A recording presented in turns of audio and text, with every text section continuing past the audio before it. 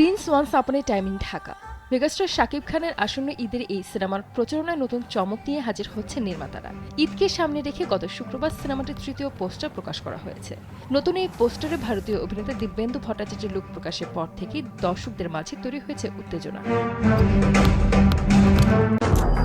নতুন এই পোস্টারে দেখা যায় দিব্যেন্দুকে একজন আফগান পাঠান হিসেবে। সিনেমাটিতে তিনি শাকিব খানের বিপরীতে প্রধান চরিত্রে অভিনয় করছেন বলে ধারণা করা হচ্ছে। পোস্টারটিতে দেখা যায় দিব্যেন্দুর চেহারার অর্ধেকটা জুড়ে জমাট বাঁধা রক্ত এবং তার তীক্ষ্ণ দৃষ্টি এক ধরনের ভীতিকর আবহ তৈরি করেছে। পোস্টারের উপরে বড় অক্ষরে লেখা রয়েছে আর মাত্র 13 দিন বাকি।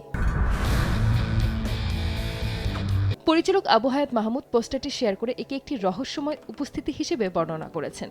সঙ্গে উল্লেখ করেছেন প্রিন্স সিনেমার খেলার নিয়ম বদলে দেবে। জনপ্রিয় ভারতীয় web series secret games, Mirzapur, Jamtara, the railway man এবং সিনেমা মিশন রানীগঞ্জে অভিনয় করে দিব্যেন্দু ইতোপূর্বে দর্শক ও সমালোচকদের ব্যাপক প্রশংসা কুড়িয়েছেন। এবার শাকিব খানের সিনেমায় তাকে সম্পূর্ণ নতুন এক রূপে দেখা যাবে।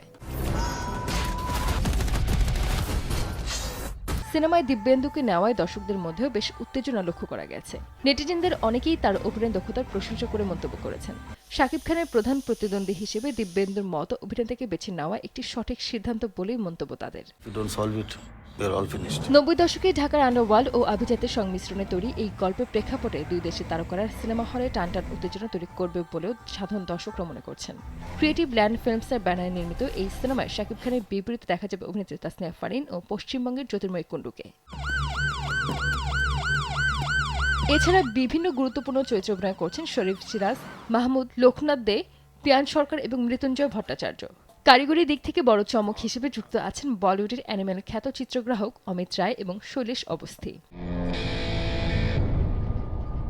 সঞ্জিত আক্তার, দেশ টিভি।